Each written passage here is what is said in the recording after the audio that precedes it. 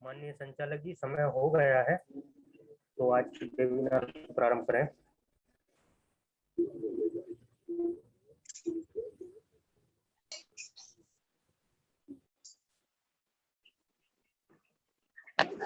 Hello sir, मेरी आवाज आ रही है? आज आ रही है। मुकेश सर आवाज क्लियर है? जी क्लियर है साहब, क्लियर है। क्लियर है।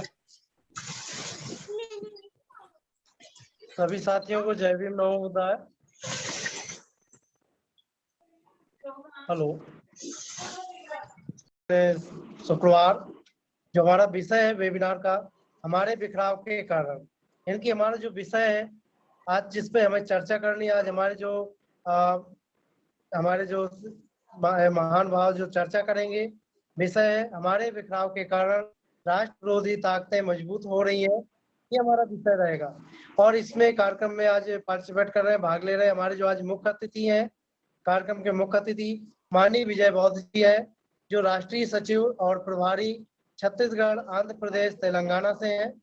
और जो विशिष्ट अतिथि के रूप में आज की भूमिका निभा रहे हैं माननीय खेमचंद सोलंकी जी, संगठन सचिव गुजरात से हैं। और जो आज के कार्यक्रम की अध्यक्षता करेंगे माननीय रत्नलाल चरगोत्रा जी, प्रदेश संयोजक जम्मू कश्मीर। इस तरह से और आज के संचालन का कार्यभार राष्ट्रीय बौद्ध महासभा की तरफ से मुझे यानी कि विजय कुमार बौद्ध, प्रदेश संयोजक राष्ट्रीय बौद्ध महासभा को मिला हुआ है। तो आप सबके आशीर्वाद से और बहुजन समाज में जन्मे सभी महापुरुषों के चरणों में श्रद्धा सुमन समर्पित करते हुए मैं आज के कार्यक्रम की अध्यक्षता कर रहे माननीय रत्नलाल चरगोत्रा जी से निवेदन करूंगा कि वो मुझे आगे कार्यक्रम बढ़ाने के लिए अनुमति दें और प्रस्तावना रखें सर। माननीय रत्नलाल चरगोत्रा जी, प्रस्तावना प्रबोधन रखें सर। हेलो, आवाज आ रही है? हेलो, आवाज आ रही है? जी सर, बिल्कुल अच्छी आवाज आ रही है। जी जी, अच्छा, आवाज आ रही है सर। ठीक है सर, ठीक है। तथागत करुणा के सागर गौतम बुद्ध जी और बहुजन समाज में जन्मे हमारे पुरुषों और उनमें खास करके महात्मा ज्योतिराव फूले जी, साहू जी महाराज, डॉक्टर BR अम्बेडकर और माननीय कांशीराम जी को नमन करते हुए आज के इस वेबिनार में जुड़े हुए हमारे राष्ट्रीय बौद्ध महासभा के संस्थापक और अध्यक्ष माननीय धर्म प्रकाश भारती जी, कार्यकारिणी अध्यक्ष बादल सिंह बोध जी और इस वेबिनार में जुड़े सारे हमारे सहयोगी और मित्रगणों को नमो बुद्धाय, जय भीम। आज का विषय जैसे अभी आपके सामने रखा गया है कि हमारे बिखराव के कारण राष्ट्रीय विरोधी ताकतें मजबूत हो रही हैं। तो इस विषय पर आज बात करने के लिए हमारे इस कार्यक्रम को आगे चलाने के लिए आज के संचालन कर रहे विजय कुमार बोस जी, प्रदेश संयोजक उत्तर प्रदेश, व आज के मुख्य अतिथि विजय बोस जी, राष्ट्रीय महासचिव प्रभारी छत्तीसगढ़, आंध्र प्रदेश, तेलंगाना, और विशेष अतिथि माननीय खेमचंद जी, संगठन सचिव गुजरात, इन सबको मेरा जय भीम, नमो बुद्धाय।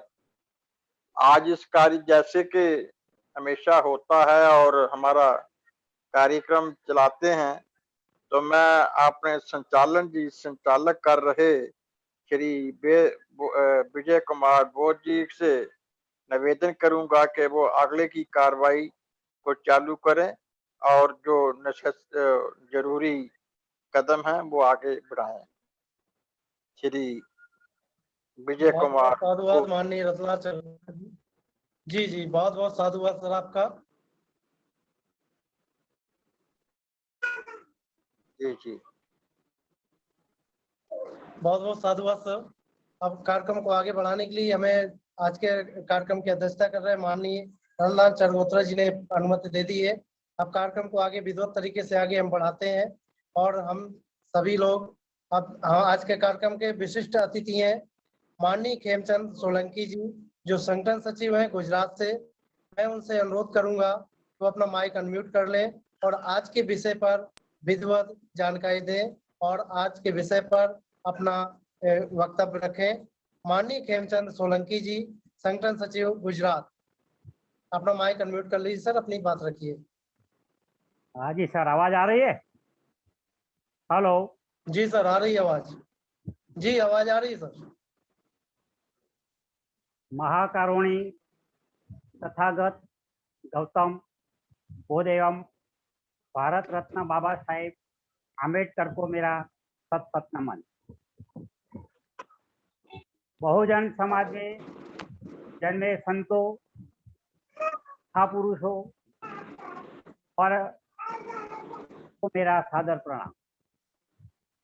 आज के वेबिनार में अध्यक्षता कर रहे माननीय रतनलाल चरगोत्रा जी, प्रदेश संयोजक जम्मू एंड कश्मीर, मुख्य अतिथि माननीय विजय बोस जी, राष्ट्रीय महासचिव एवं प्रभारी छत्तीसगढ़, आंध्र प्रदेश, तेलंगाना, और आज के वेबिनार का संचालन कर रहे माननीय विजय कुमार बोस जी, प्रदेश संयोजक उत्तर प्रदेश, आरपीएम के संस्थापक माननीय पूर्व विधायक धर्म प्रकाश भारतीय बहुत साहब को मेरा जय भीम, नमो बुद्धाय।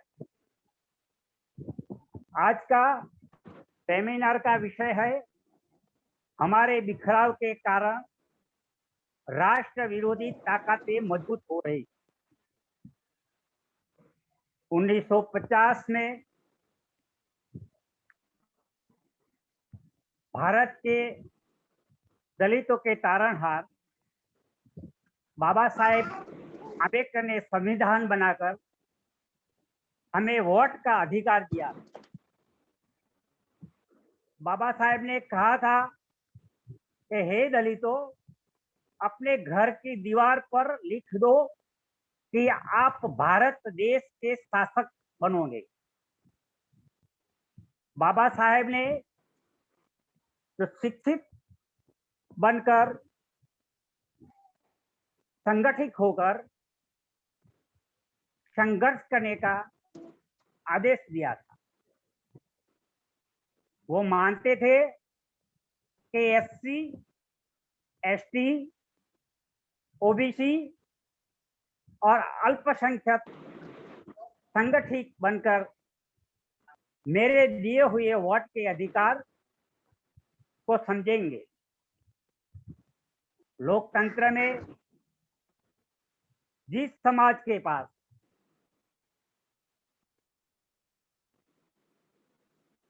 वोट की संख्या ज्यादा होगी वो शासक बन सकता है। सत्ता पाने के बहुजन समाज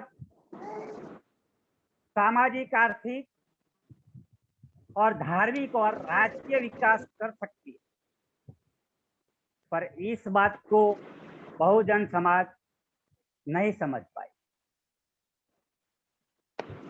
71 साल पूरे होने आए, पर आज बहुजन समाज की क्या हालत है, कितनी दुर्दशा है। इसका कारण है कि बहुजन समाज एकजुट नहीं हो पाए।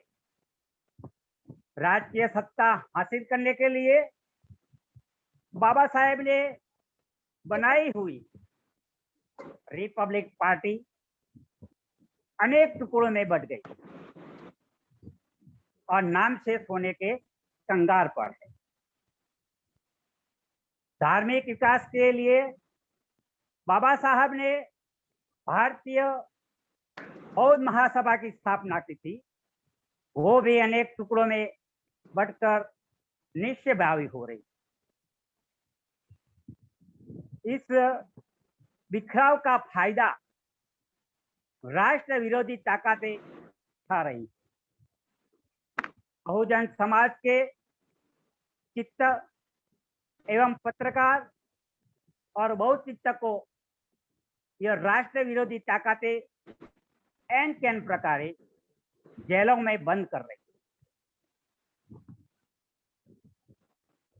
जो सरकार की नीतियों के खिलाफ आवाज उठा रहे हैं, उन देशद्रोही करार देकर उनका गुमराह बंद कर दिया जाता है, उनका मुंह बंद कर दिया जाता है और मौत के घाट पर उतार दिया जाता है। डॉक्टर बाबा साहेब ने दिलाए गए प्रतिनिधित्व आरक्षण को इस सरकार निजीकरण के बहाने खत्म कर रही है। आज की सरकार यह चाहती है कि बहुजन समाज को इतनी गरीबी और लाचारी में डालना चाहती है कि बहुजन समाज सरकार के खिलाफ आवाज उठा ना सके। शिक्षण को भी निजीकरण करके शिक्षण को इतना महंगा करना चाहते हैं कि बहुजन समाज युवा शिक्षित न हो पाए और मजबूर बनकर गरीबी में सड़ता रहे। देश की समस्त पूंजी आज सरकार देश के 4 और 5 पूंजीपतियों के हवाले करके उस पैसे के दम पर मीडिया और माफिया के जरिए झूठा प्रचार करके हिंदू मुसलमानों को एक दूसरे को लड़ाकर अपना हिंदुत्व का मुद्दा उठाकर देश को हिंदू राष्ट्र बनाने का चाहती है। हिंदू राष्ट्र का मतलब जात पात, ऊंच नीच, धर्म के पाखंडों को बढ़ावा देना और समतामूलक, बंधुतामूलक और न्यायमूलक स्वतंत्र विचारों को दबा देना। 2000 साल पहले महान सम्राट अशोक ने बौद्ध धर्म का अमन और शांति का संदेश पूरे भारत में और विदेशों में फैलाया था। नालंदा, तक्षशिला और वल्लभीपुर की विश्वविद्यालयों में देश के और विदेश के विद्यार्थी शिक्षा अर्जित रहने आते थे। राष्ट्र विरोधी भक्तों को यह अमन और ये शांति पसंद नहीं थी। सम्राट अशोक के 10वें महाराजा बृहदेव का वध करके ब्राह्मण सेनापति पुष्पमित्र शुंग, ये विचार राम है, वो मनोवादी शासन की स्थापना की और 2000 साल तक भारत को पाखंडवाद के जंजीरों में जकड़ लिया। भारत में अंधकार युग शुरू हुआ। भारत में अंग्रेजों का शासन आया, तब यह बहुजन समाज को शिक्षण और विकास का अवसर मिला। संत कबीर साहब, संत रोहिदास साहब, गुरु नानक, नामदेव जैसे संतों ने बहुजन समाज को जागरूक करने का काम किया। पर हमें खेद है कि आज का शिक्षित बहुजन समाज एकजुट नहीं हो रहा। अपनी निजी क्षुल्लक हितों के लिए बहुजन समाज की गद्दारी कर रहा। परिणाम स्वरूप आज फिर से राष्ट्र विरोधी भक्तें मजबूत हो रही और बहुजन का हित अधिकार छीन कर फिर धार्मिक पाखंडवाद में जकड़ने के लिए अग्रसर है।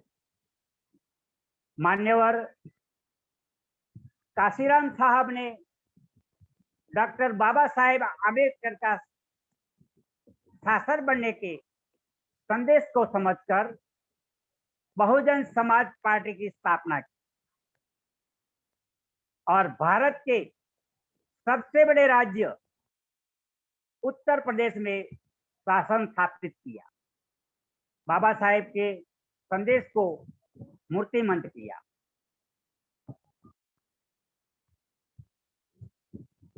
हमारे परम आदरणीय धर्म प्रकाश भारती जी ने 2007 में राष्ट्रीय बौद्ध महासभा का गठन करके बाबा साहेब के भारत को बौद्धमय बनाने के संदेश को मूर्तिमंत करने में लग गए। आज 37 राज्यों में आरबीएम का संगठन खड़का दिया है। आज के परिचय में सामाजिक, आर्थिक, धार्मिक विकास हेतु माननीय धर्म प्रकाश भारती जी ने 25 सूत्रीय आंदोलन को जन्म दिया। आरबीएम के सदस्य हितेच्छु होने के नाते हमारा फर्ज बनता है कि आदरणीय धर्म प्रकाश भारती जी की इस मुहिम को समझकर तन मन धन से सहयोग करें।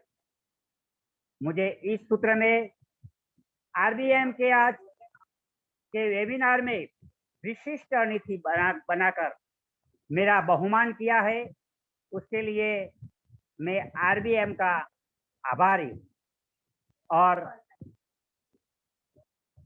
मेरी वाणी को विराम देता हूँ। भवतु सब मंगलम। नमो बुद्धाय। जय भीम। बहुत साहब, अभी आपने ओजस्वी बातें हमारे साथ रखी, ऊर्जावान बातें जैसे को सुनकर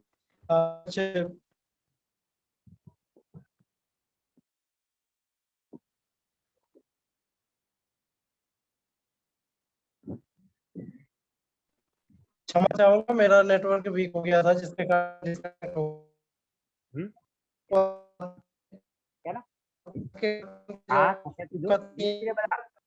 काले तो अकेला 101 आज का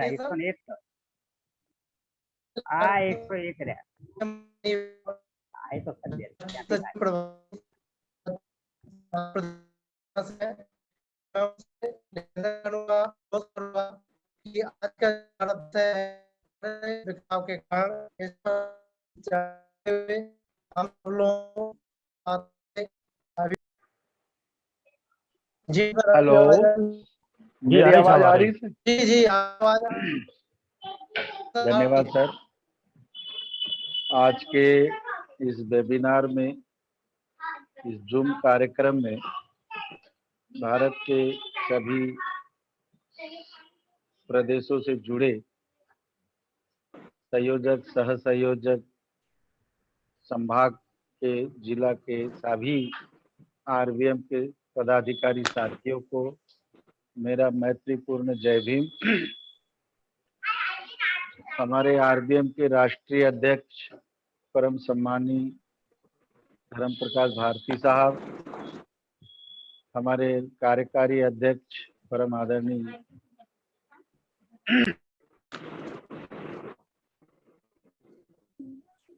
माइक अनम्यूट कर लीजिए सर। अध्यक्ष आरबीएम के धम्म प्रिय बौद्ध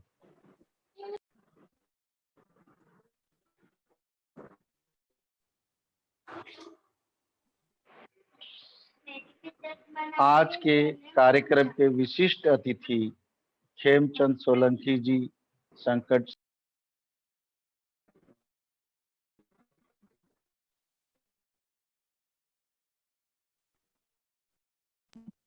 फोन बार बार आ रहा है थोड़ा बहुत विशिष्ट साथी का फोन भी आ रहा है, इसलिए मेरी आवाज में रुकावट आ रही है।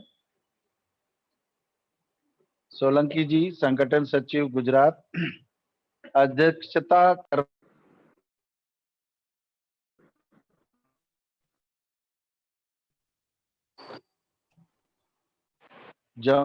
संयोजक जम्मू कश्मीर, संचालन कर रहे माननीय विजय कुमार बौद्ध जी, प्रदेश संयोजक उत्तर प्रदेश। साथियों, आज का जो विषय है, हमारे बिखराव के कारण राष्ट्र विरोधी ताकतें संचालक जी अपना माइक अनम्यूट मजबूत करें। हो रही है। मजबूत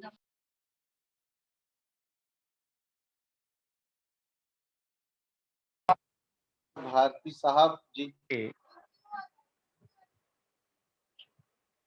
25 आंदोलनों की कड़ी में आज का साहब, मेरी आवाज आ रही है ना? हेलो। जी, आ रही साहब, आ रही। जी आपका जी जी जी जी जी साहब जी आ रही आवाज। जी।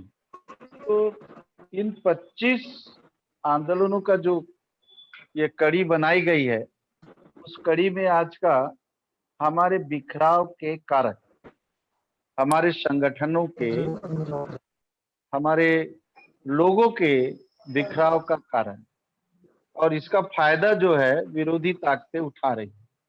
बहुत अच्छा विषय दिया है संचालक महोदय। साथियों,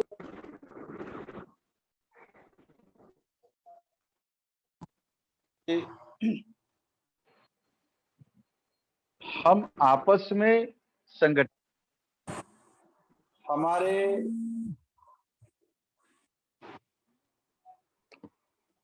सर, मेरे को बाद में फोन करता हूं। मैं अपने आरबीएम कार्यकर्ता हूं, छोटा सा। सर, आप बात में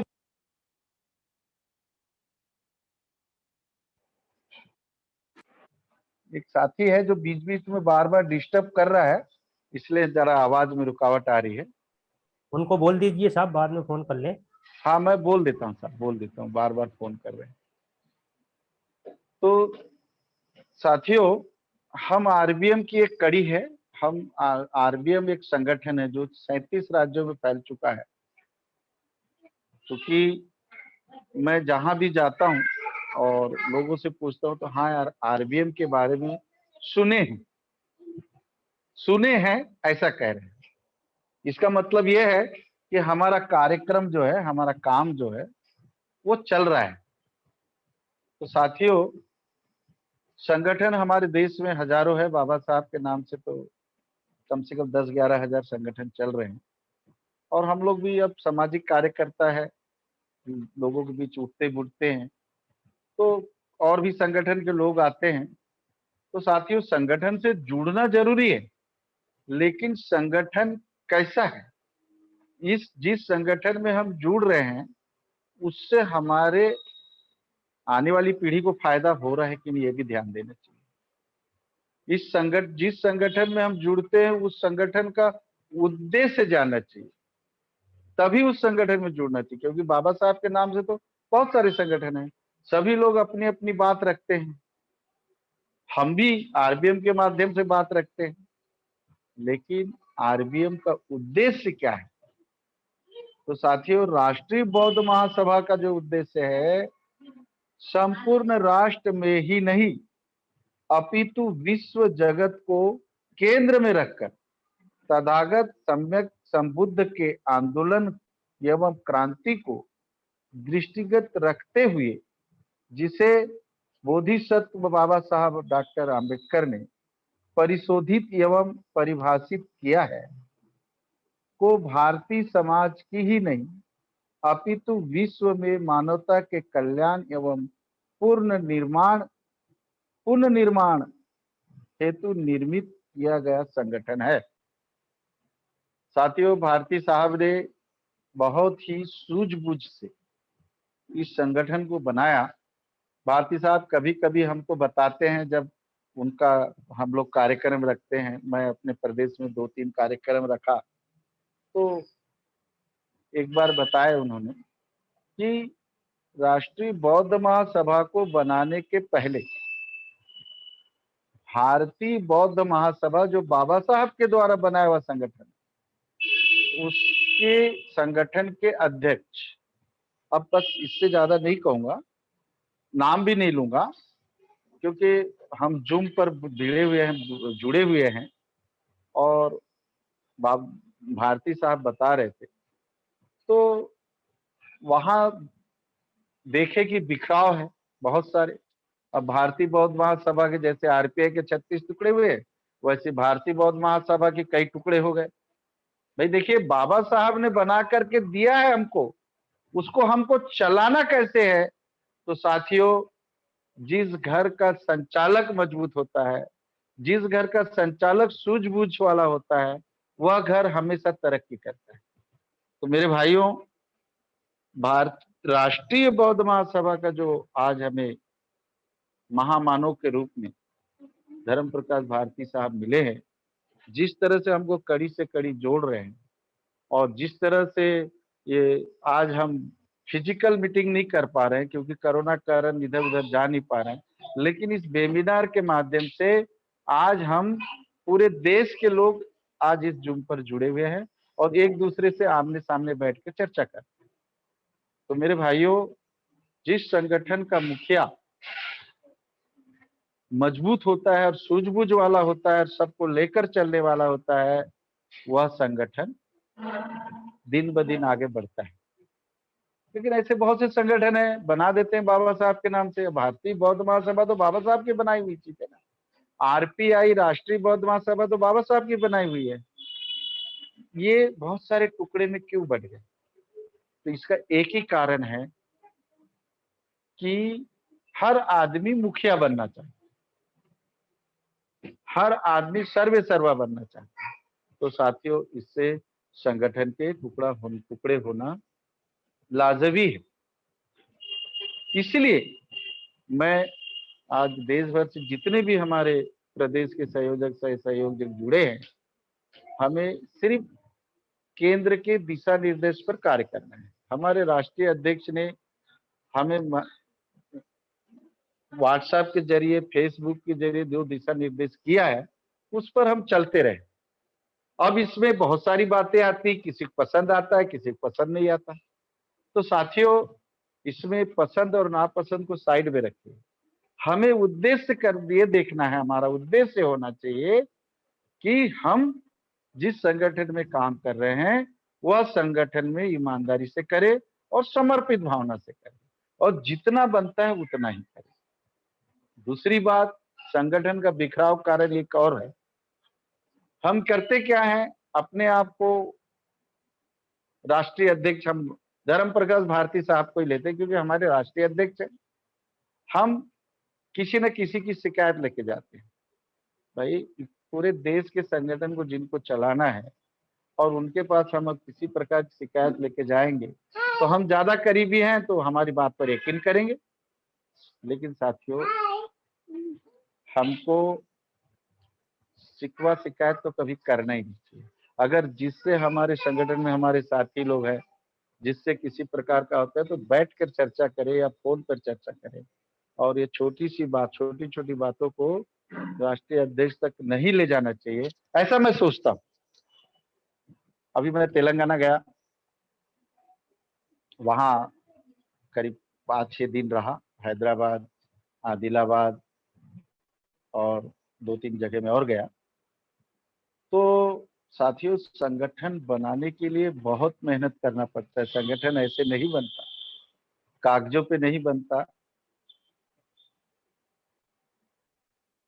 स्पॉट पे जा करके लोगों से मिलना पड़ता है और उनको यकीन दिलाना पड़ता है कि भाई साहब हम इस संगठन से आए हैं और इस संगठन का उद्देश्य ये है। तो वो सामने वाला पहले तो हमको सुनता ही नहीं, मैंने जो देखा। लेकिन बाद में जब बाबा साहेब और भगवान बुद्ध की विचारधारा तो पवित्र विचारधारा है, इसको कोई रोक ही नहीं सकता। और इसकी बात को लेकर के बाबा साहब को और भगवान बुद्ध को अगर हम लेकर किसी के पास जाते हैं और वो भगवान बुद्ध और बाबा साहेब को चाहने वाला या उपासक है या उपासिका है, तो मेरे भाई वो आपको बिल्कुल बिठाता है और चर्चा करता है। आज हम आप लोगों के पास, मेरे पास बहुत जगह से फोन आते हैं कि विजय बौद्ध जी, बहुत आरबीएम का अच्छा कार्यक्रम चल रहा है, तो हमारे राष्ट्रीय अध्यक्ष जी का जो प्रबोधन शुरू जो चलते रहता है, तो सुन करके लगता है कि नहीं, इस संगठन में पवित्रता है।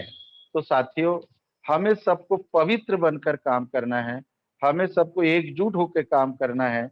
डॉक्टर बाबा साहब अम्बेडकर ने अपने अपने पूर्व के संतों, गुरुओं और महापुरुषों जैसे संत कबीर, संत रैदास, महात्मा ज्योतिबा फुले, पेरियार रामास्वामी नायकर, नारायणा गुरु, छत्रपति साहू जी महाराज आदि के जीवन, संघर्ष, आंदोलन एवं इतिहास के उतार चढ़ाव का गहन गंभीर अध्ययन करके गौतम बुद्ध की क्रांति को पुनर्जीवित करके नए युग का सूत्रपात किया। लोकतंत्र और संविधान इसके महत्वपूर्ण आधार स्तंभ है। बाबा साहेब डॉक्टर आम्बेडकर ने यह महान स्थापना भारत के ही परिक्षेप में नहीं किया, बल्कि उनकी सोच, उनकी दृष्टि वैश्विक थी। भारत के साथ साथ दुनिया में इसकी स्थापना के लिए कार्य अपेक्षित है। बाबा साहेब समाज के प्रत्येक क्षेत्र के लिए गौतम बुद्ध के भिक्षु संघ की तरह असाधारण दक्ष लोगों का सामूहिक सहभाग चाहते थे, ताकि लक्ष्य पूर्ति सहज हो सके। साथियों, राष्ट्रीय बौद्ध महासभा तथागत गौतम बुद्ध की इस महान क्रांति के 2500 वर्ष उपरांत बोधिसत्व बाबा साहब डॉक्टर आम्बेडकर ने नागपुर की पावन धरा पर 14 अक्टूबर 1956 को अशोक विजयदशमी के दिन लाखों अनुयायी के साथ दीक्षा लिया। इसी दिन की प्रेरणा से 14 अक्टूबर 2007 को आगरा के उत्तर प्रदेश में इस क्रांति की सर्वव्यापी बनाने के उद्देश्य से राष्ट्रीय बौद्ध महासभा की स्थापना की गई। साथियों, राष्ट्रीय बौद्ध महासभा के राष्ट्रीय अध्यक्ष धर्म प्रकाश भारती साहब पूरी तरह से मान्यवर साहब काशीराम और बाबा साहब के मतलब मार्ग पर जिस तरह से उन्होंने संगठन को बनाया। मान्यवर साहब काशीराम को तो आप सब जानते हैं, बाबा साहब को हम पढ़ते हैं। तो साथियों, उन्होंने संगठन को की रूपरेखा जिस तरह से बनाई है, मेरा यह सोचना है कि भारती साहब भी इस संगठन को उसी तरह चला रहे हैं। अब इसमें बहुत से हमारे साथी टीका टिप्पणी करते हैं, व्हाट डू बट नॉट लगते हैं, तो उस बाबा साहब के समय भी ऐसा होता था। बाबा साहब के समय में ऐसा होता था, मैं इसलिए ऐसा कहता हूं क्योंकि मान्यवर काशीराम साहब के समय काशीराम साहब पर भी टिक्का टिप्पणी लोग करते थे, ये मैंने सुना। तो साथियों, काम करने वाला करते रहता है और आगे चलते रहता है, टिक्का टिप्पणी करने वाला साइड हटते जाते हैं। तो साथियों, हम इस पवित्र मिशन पर चल रहे हैं और इस पवित्र मिशन पर हम कार्य कर रहे हैं, तो हमें निर्भीकता पूर्वक करना है। अगर कोई हाथ डूब बटनाट लगाता है, चुपचाप सुनिए और चलते रहिए, क्योंकि वो जो कह रहा है उसको कहने दीजिए, क्योंकि अगर हम उससे उलझेंगे तो वो हमारे और बनते काम को बिगाड़ेगा। तो साथियों, हमें आरबीएम के इस संगठन को बहुत ही मेहनत से, जैसे एक किसान अपने खेत को बड़े ध्यान से देखते हुए खाद बीज डालता है, उसी प्रकार हमें भी इस संगठन के समय समय पर सहयोग, समय समय पर जो हमें राष्ट्रीय अध्यक्ष की दिशा निर्देश मिल रही है उस पर कार्य करना चाहिए, क्योंकि ऐसे लोग बहुत कम मिलते हैं जो हमें कोई भारती साहब अपने घर के लिए नहीं कर रहे हैं, यह देश को और देश के जो भटके हुए लोगों को एक मार्ग बता रहे हैं और उस मार्ग पर हमको चलना है, क्योंकि हम बाबा साहेब भगवान बुद्ध के अनुयायी हैं और उस पर हमें यह नहीं सोचना चाहिए कि यार कोई हमें यूज कर रहा है। यूज तो होना पड़ता भाई। काशीराम साहब ने पूरे देश को यूज किया, तब तो राष्ट्रीय पार्टी बहुजन समाज पार्टी बनी मेरे भाई। कुछ लोग मेरे को भारती साहब के बारे में बोलते हैं तो मैं बोलता हूँ कि यार आप जो बोल रहे हो ठीक है, लेकिन मैं जो कर रहा हूँ वो ठीक है। तो मेरे भाई, किसी के कहने में ना आए, ये मिशन है, ये हम सब का मिशन है, सिर्फ भारती साहब का नहीं है, या सिर्फ बादल सिंह बौद्ध का नहीं है, या हमारा सबका पर्सनल किसी का नहीं है, हम सबका मिशन है और हम सबका कर्तव्य है। क्योंकि समाज संरचना को केवल एक अच्छे मौसम के अनुकूल होना ही पर्याप्त नहीं है, उसमें तूफान को झेलने की भी शक्ति होनी चाहिए। बाबा साहेब डॉक्टर आम्बेडकर ने अपनी अभिव्यक्ति भारतीय समाज से, जिसे तथाकथित विचारक सनातन कहते हैं, के संदर्भ में रखी। दरअसल भारतीय समाज, जिसे मूलतः हिंदू समाज के रूप में पहचान मिली हुई है, उसके मद्देनजर वे विचार हैं, उसके मद्देनजर यह विचार व्यवस्था जिस पर गर्व किया जाता है, उसमें तूफान को झेलने की शक्ति है अथवा संकट की घड़ी में अपना संरक्षण करने का इसमें सामर्थ्य है। साथियों, आरबीएम बनने के समय में, चूंकि बहुजन न्यूज के समय से आज जुड़ा हुआ हूं, मैं मान्यवर धर्म प्रकाश भारती साहब को जब सुना तो मेरे को ऐसा लगा उस समय शुरुआत में, भारती साहब किसी न किसी मोड़ पर इस संगठन को ले जाएंगे। और साथियों, बहुत ही बारीकी से साहब इस काम को कर रहे हैं, क्योंकि कोई भी संगठन बनाने में और उसको तैयार करने में थोड़ा समय लगता है, और हम इतनी जल्दी पूरे 37 राज्यों में इस संगठन को खड़ा कर दिए हैं और पूरे 37 राज्य के अध्यक्ष, उपाध्यक्ष, सचिव, महासचिव, संयोजक, सह संयोजक, जैसे जैसे दिशा निर्देश मिलती है, अपने अपने राज्य में इस खबर को फैलाते हैं, व्हाट्सएप के द्वारा, फेसबुक के द्वारा। और साथियों, करना भी बहुत जरूरी है, क्योंकि आज हम विपरीत परिस्थितियों में चल रहे हैं। अगर हम इस मिशन को आगे बढ़ाने में कामयाब हो जाएंगे तो मनुवादी लोग आज जो डर रहे हैं या मनुवादी लोग घबरा रहे हैं, तो उसका मुख्य कारण है आम्बेडकरवाद। तो आम्बेडकरवाद एक पवित्रवाद है और सच्चाई का मार्ग है। साथियों, इसे हमें, जैसे हम अपने घर परिवार को चलाने के लिए व्यवस्था करते हैं, तो साथियों यह एक संगठन, पवित्र संगठन है। इसे भी चलाने के लिए हमें अपना घर, और हम इस घर के सदस्य हैं, ऐसा हम समझे। जाति के नाम पर भारत अनेक टुकड़ों में बटा दिखाई देता है। इन जातियों में कहीं कोई सामंजस्य नहीं होता। एक एक जाति स्वयं में एक राष्ट्र है।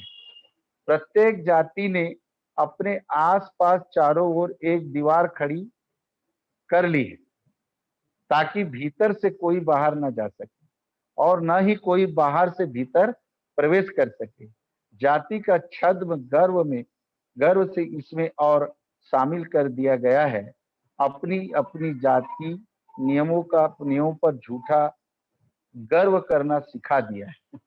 साथियों, जातियों में हमको ऐसा बांध दिया गया है कि एक जाति से दूसरे जाति में लड़की या लड़का शादी ब्याह करते हैं तो वो जाति के लोग उसको जात से अलग कर देते हैं, मतलब उसको जात से बाहर कर देते हैं और उसको दंडित करते हैं। यह आप लोगों ने देखा होगा। लेकिन बाबा साहब ने संविधान में एक लिखा है धारा कि अगर अलग, देखो देश को जोड़ने के लिए बाबा साहब की दूरदृष्टि कैसी थी, अगर अलग अलग जाति के लोग, लड़का या लड़की, युवक या युवती शादी करते हैं तो उसको संविधान के अनुसार 2.5 लाख रुपया दिया जाता है। ये बाबा साहब की दूरदृष्टि देश की सोच है। और इस प्रकार जाति की जो बंधन है, जातियों की जो क्रूर व्यवस्था है, बाबा साहब ने काटने का प्रयास किया। साथियों, हमें किसी न किसी रूप में काम तो करना है, लेकिन संगठन में अगर हम काम करते हैं, देखिए एक मैं छोटा सा कार्यकर्ता, मान्यवर साहब के कैडर सुना हुआ था, बहुजन समाज पार्टी में काम करता था और करता हूँ, समर्थक हूं मैं, इसमें कोई छुपाने की बात तो है ही नहीं। परंतु मेरे को धम्म से बहुत लगाव था शुरू से और मैं प्लेटफॉर्म खोज रहा था। भारतीय बौद्ध महासभा के बहुत से लोग मेरे पास आते हैं जो अलग अलग खंडों में बटे हैं। यहाँ पर छत्तीसगढ़ में सबसे बड़ी दिक्कत यह है कि भारतीय बौद्ध महासभा के 3 प्रदेश अध्यक्ष तीनों एक दूसरे की बुराई करते हैं। यही कारण है बिखराव का समाज का। अगर बाबा साहब के बनाए हुए संगठन पर करते तो राष्ट्रीय बौद्ध महासभा का गठन नहीं होता, क्योंकि हमारे राष्ट्रीय अध्यक्ष जी मेरा तो ऐसे मिले, ऐसा भारती साहब बताते हैं हम लोगों को। अगर आरपीआई का काम अच्छे से होता तो मान्यवर साहब काशीराम को बहुजन समाज पार्टी बनाने की जरूरत नहीं पड़ती। तो साथियों, संगठन के निर्माण में यह एक बहुत महत्वपूर्ण कार्य है। यह संदर्भ में तथागत गौतम बुद्ध एक आदर्श है, जिन्होंने हजारों साल के संघर्ष के लिए श्रवण संस्कृति का निर्माण किया था। यह वो संस्कृति थी जो महान त्याग, ज्ञान और चरित्र के सामंजस्य से तैयार की गई थी। किसी भी प्रकार के दोषारोपण से मुक्त संस्कृति थी। त्याग ऐसा कि जहाँ तृष्णा, आसक्ति और महत्वाकांक्षा के लिए कोई स्थान नहीं, जहाँ पाने की कोई लालसा नहीं। ज्ञान भी पुरोहित वर्ग की सापेक्ष ज्ञान से ज्ञान का संघर्ष, अपनों के बीच से में श्रेष्ठ बनने से इतर, जिनमें किसी प्रकार का कोई दोष नहीं। संत कबीर के शब्दों में ज्यों की त्यों धर दीनी चादरिया, एक एक श्रमण का निर्माण, ऐसे निर्माण की किसी को साथ लेकर चलने की आवश्यकता नहीं। बहुजनों के हित के लिए, बहुजनों के सुख के लिए एकाकी गमन, ऐसी महान संस्कृति के निर्माण के बाद से ही उच्च वर्ग की श्रेष्ठता को धक्का लगा था। श्रेष्ठ वर्ग की चूल्हे हिल गई थी। यह श्रमण संस्कृति के वाहक श्रमणों के त्याग और संघर्ष का ही कमाल था कि जाति व्यवस्था, समाज व्यवस्था, कर्म कांड एवं धर्म शास्त्रों का अवमूल्यन हुआ था। उसकी पवित्रता कमजोर कमजोर हुई थी, आधारशिला दरक गई थी। आज इन तीनों गुणों का मेल हमारे संगठनों में दिखाई नहीं पड़ता। लोकतंत्र के जनक गौतम बुद्ध ने स्वयं लोकतंत्र का सफलतापूर्वक प्रयोग अपनी श्रमण संस्कृति में किया था। आज हमारे संगठनों में, हमारे जो बहुत से संगठन हैं, उनमें लोकतंत्र की मर्यादा भंग होती दिखाई पड़ती है। साथियों, ये हमारे इस आरबीएम की सोच को हमें लेके चलना है। इसमें हमें किसी प्रकार का टीका टिप्पणी या भाट डूबट नाट नहीं लगाना चाहिए, क्योंकि जिस तरह से मान्यवर धर्म प्रकाश भारती साहब ने इस संगठन की संरचना की है, मेरे को ऐसा लगता है कि एक दिन हम लोग तो, अब चूंकि हम में से जितने भी है युवा साथियों को मैं ही संदेश दूंगा कि हम बुढ़ापे की ओर जा रहे हैं। हम एक पके पत्ते की तरह हो गए हैं। जिनके बाल पक गए वो पेड़ का पका हुआ पत्ता समझिए, और वो पत्ता कब गिर जाएगा या झाड़ से झड़ जाएगा कोई भरोसा नहीं। तो हम उन पके पत्तों में हैं। लेकिन मैं युवा साथियों को ये अपील करूंगा कि आप आरबीएम की विचारधारा को आगे ले जाएंगे तो आपको लोग सलाम करेंगे, इसमें कोई शक की बात नहीं है। साथियों, यह कसौटी का अभाव हमारे सामाजिक, धार्मिक एवं राजनीतिक संगठनों में भी दिखाई देता है। अलगाववाद, जब कोई कसौटी में कहीं नहीं होगी, सफलता क्यों कर हमारा साथ देगी। दुनिया आशाओं पर टिकी है, जाहिर है समाज भी आशाओं पर ही जीता है। इन आशाओं, आकांक्षाओं को वास्तविकता में बदलने के लिए समाज के साहसी लोगों की खोज करना जरूरी है। यह हमारी धम्म भूमि है, यह हमारी कर्म भूमि है। तथागत गौतम बुद्ध ने अपने आंदोलन को इसी भारत भूमि में खड़ा किया है और कामयाबी भी किया था। यहीं से यह पवित्र धम्म विश्वव्यापी बना है और संगठन को कामयाब बनाने के लिए दूसरों से तकलीफ लेने की जरूरत नहीं है। तथागत गौतम बुद्ध हमारे आदर्श हैं। अतः इस पवित्र धर्म की रक्षा करने के लिए और विरोधियों से संघर्ष करने के लिए पुनः संश्रमण संस्कृति की आवश्यकता है। साथियों, हमें भगवान बुद्ध को पढ़ते हैं तो हमें ये समझना चाहिए कि उन्होंने पैदल चलकर, उस समय न साइकिल थी न किसी चीज का आविष्कार नहीं हुआ था, वो पैदल चल कर इस धम्म को आगे बढ़ाया और आज ये धम्म विश्व का सबसे सर्वश्रेष्ठ धम्म है। विश्व में 54 राज्यों में राष्ट्रीय धम्म है और 125 राज्यों में बौद्ध धम्म को मानने वाले अनुयायी हैं। तथागत गौतम बुद्ध के बाद बाबा साहब डॉक्टर आम्बेडकर ही ज्ञान के इस शिखर तक पहुंचे। बुद्ध ने अपने आंदोलन और संघर्ष की जो आधारशिला रखी, वैसे ही कार्य प्रणाली बाबा साहब भी कर रहे थे। कुछ कह रहे थे साथियों? मेरे ख्याल से समय हो रहा है, मुख्य अतिथि समय हो रहा है। जी, तो आप जल्दी कर लीजिए। मैं अपनी बात को यहाँ समय को समाप्त करता हूँ, क्योंकि वाकई में समय हो गया। आज भावनाओं में भटक कर मैं कुछ ज्यादा बोल दिया, क्योंकि मेरे को आधा घंटा बोलना बोला था मेरे को संचालक महोदय जी ने। तो साथियों, इस संगठन को हमें बढ़ाने के लिए आपस में तालमेल और भाईचारा बना के रखना है। हमें किसी की शिकवा शिकायत में जाना नहीं है, किसी के बहकावे में नहीं जाना है।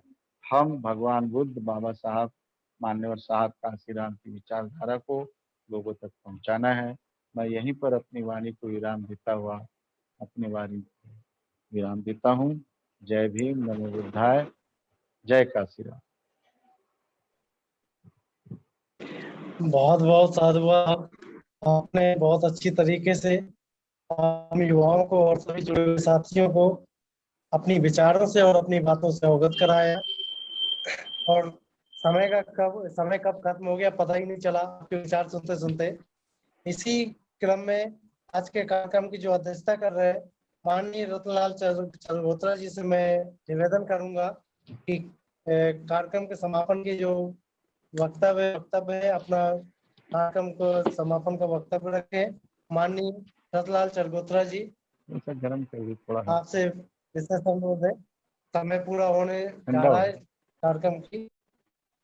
जी आवाज आ रही है? रतनलाल चरगोत्रा जी आवाज आ रही है? आ गई आवाज? हाँ हेलो? जी, आपकी आवाज आ रही सर।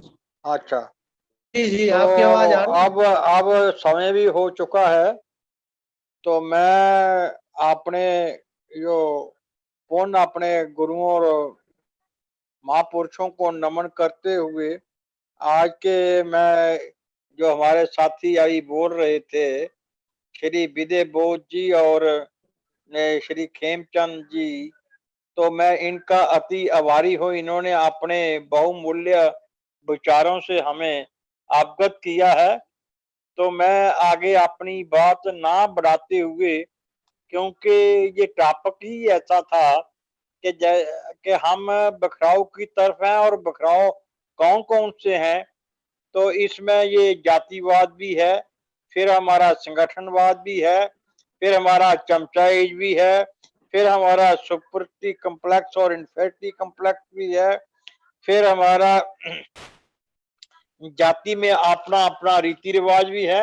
इन सब की वजह से हम बहुजन ना बनते हुए हम एक अलग से एक नेशन बनते हैं, और उसका फायदा उठाकर जो चंद लोग, मुट्ठी भर लोग जो हैं, वो हमारे देश को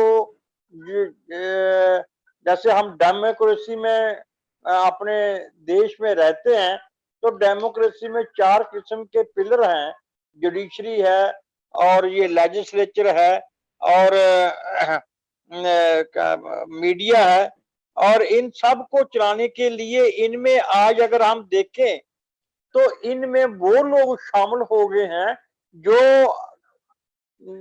इस लायक नहीं है कि वो इस भारत देश को सही ढंग से चला सकें, क्योंकि इनमें जो मनुवाद की भावना और दूसरे एक लूट खसूट की भावना पैदा हो गई है, जिससे अपने आज देश को बहुत खतरा महसूस हो रहा है। तो इसकी वजह से ये वेबिनार तो बहुत लंबा चल सकता था, इस पर काफी बहस हो सकती है। तो इसलिए ये मैं दूसरी तरफ देखूं तो बिजनेस में, एजुकेशन में, इंडस्ट्री में वो लोग शामिल हैं जो आज मसल पावर लेकर आगे बढ़े हुए हैं, जो मनी पावर लेकर बढ़े हुए हैं। तो मान्यवर कांशीराम साहब कहते थे मनी मसल और पावर की, पॉलिटिक्स की पावर की वजह से ये लोग आज हमारे इस भारत देश को खोखला कर रहे हैं।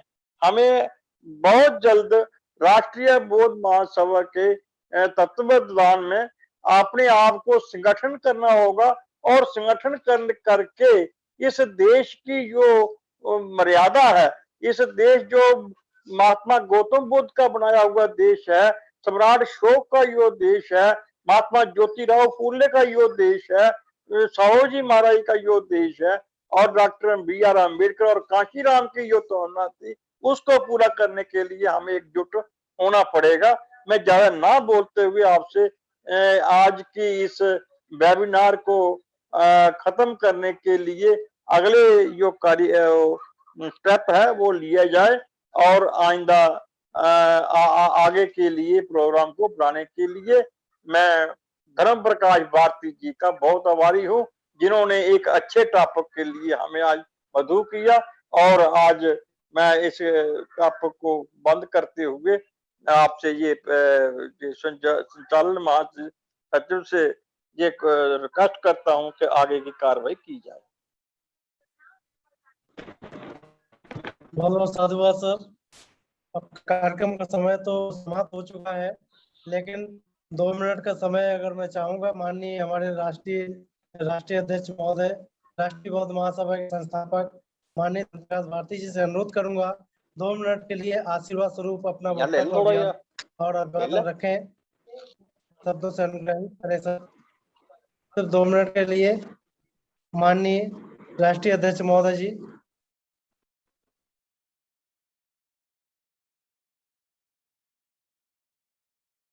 साहब आवाज नहीं आ रही आपकी।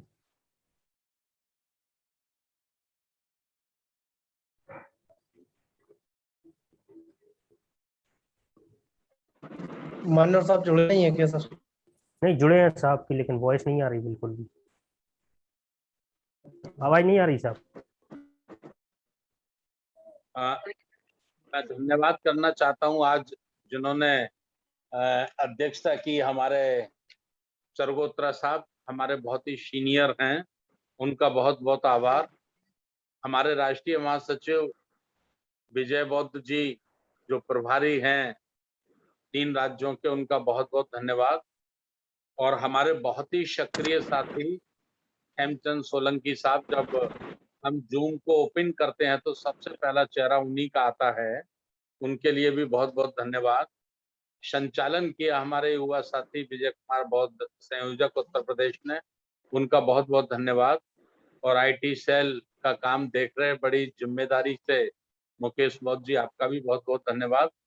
देश भर से जितने साथी जुड़े हैं सभी का बहुत बहुत आभार, बहुत बहुत धन्यवाद। और हमें जो आज का विषय है कि हमारे बिखराव के कारण राष्ट्र विरोधी ताकतें मजबूत हो रही हैं, तो उस पे चर्चा की, उसका बहुत बहुत धन्यवाद। अभी चूंकि समय नहीं है चर्चा करने का, हम ज्यादा समय नहीं कर पाएंगे, लेकिन मैं केवल ये निवेदन करना चाहता हूं कि हम जुड़ने की और जोड़ने की कसम खा लें, शपथ ले लें, हम जिहादी हो जाएं, हम जिद्दी हो जाएं, हम अपने मन में ठान लें कि हमको संगठित होना है और समाज को संगठित करना है। हमको संगठित होना है, समाज को संगठित करना है।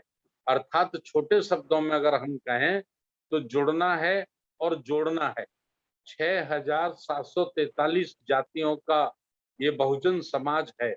एक ही माला के सारे फूल हैं, हमें एक एक फूल को इस माला में पिरोना है, धम्म की माला में पिरोना है, सामाजिक परिवर्तन की माला में पिरोना है। और ये काम करने से ही हम मुकाबला कर सकते हैं।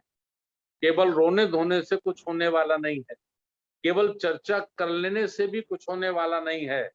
अगर हम वास्तव में चाहते हैं कि अखंड राष्ट्र बने, मजबूत लोकतंत्र बने और राष्ट्र विरोधी ताकतों को नेस्ताभूत किया जाए, उनको खत्म किया जाए, तो हमें अपने मन में आग लगानी होगी, अपने दिल में आग लगानी होगी, जुड़ने की और जोड़ने की।